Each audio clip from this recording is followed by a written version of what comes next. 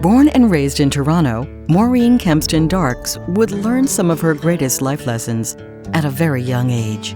My parents were Irish immigrants to Canada. My father died when we were young, leaving Mother with 3 children to raise on her own. And it was a difficult time for us. My mother was a very energetic lady, and she was a very courageous lady too, because after her husband died, she supported the family. I really adopted my mother's sense of optimism. She used to say, you know, the only time you're beat is the time you're not there. And so it was that sense of optimism, that sense of self-reliance. It was hard work, and it was ethical values. With ambitions to become a history teacher, Maureen enrolled at Victoria College. 4 years later, she moved across the road to join the University of Toronto Law School. My education was the foundation for so many of the opportunities that I had in business. It gave me credibility. It showed that I could achieve. In 1975, she was called to the Bar of Ontario and earned employment at one of Canada's oldest law firms, Osler, Hoskin and Harcourt. The people at G.M.F. Canada were struck by Maureen's intelligence, her interest in the business, and they said, hey, this is somebody that we want on our team. She understood the role of government. She worked with government. She understood the role of labor. She worked with labor. She was collaborative. She listened. Maureen's star rose quickly, and she was gaining a lot of traction in an unconventional industry for woman leadership. And that was an interesting fact because women actually buy 50% of the cars and trucks, and they influence 70% of the purchase decision. There were a small number of women, Maureen being the predominant example, who had deeply felt passions about advancing women.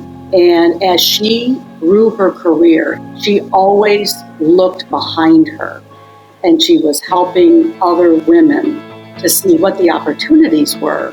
For context, when Maureen was named president for GM Canada, it was the highest operating post ever held by a woman at General Motors. The year was 1994, and Maureen saw more than just economic opportunities in the automotive industry. I was always very much impressed. She was quite a success because she became the president of General Motors for Canada, so it was very unusual at that time for a lady. Very competent and no pretension. It was a breakthrough appointment. It was front page news in Canada. It would be on the finger of one hand, you could count them. She was a pioneer. Maureen started the GM Canada Women's Council in the 1990s when she was president and managing director of General Motors Canada. We wanted women to get together, to support each other, and to reach out to other women, bring them into the business. Time and time again, I would see in the wake behind Maureen these tremendously talented women who were influenced by her, who are now running the company. Today, the Women's Council is the largest and most influential employee group at General Motors Canada. She was the one who broke the glass ceiling for women in Canada. If not for pioneers like Maureen, you just wonder, would that have happened? The most difficult transition was taking over the group vice presidency of GM Latin America, Africa, and the Middle East. This was 3 continents, 84 countries, 4 languages, and pretty much every religion in the world. And this certainly was not an area where they were used to having a woman come in as head of the region. This is the most culturally diverse, geographically dispersed region that we have in the world. And this is the most fabulous collaborative leader who we know can pull it together. And as always, she did it without fanfare, just got the job done and had the results to prove it. In 2009, after 30 years of getting results, Maureen retired from General Motors, but her reputation keeps her plugged in to some of the world's biggest institutions. She sits on a number of corporate boards, and these are not inconsequential boards. I enjoy the dialogue around the boardroom table, around cultural change. Maureen was made an Officer of the Order of Canada and received the Governor-General's Award in commemoration of the Persons case. In 1996, the University of Toronto recognized her with an honorary doctorate. My mother always told me, be there to make a difference. That's what you're put on this earth to do, make a difference. As I stood on that stage and I received the degree. It was one of the highlights in my life because it brought so much of the things I value in life to the fore.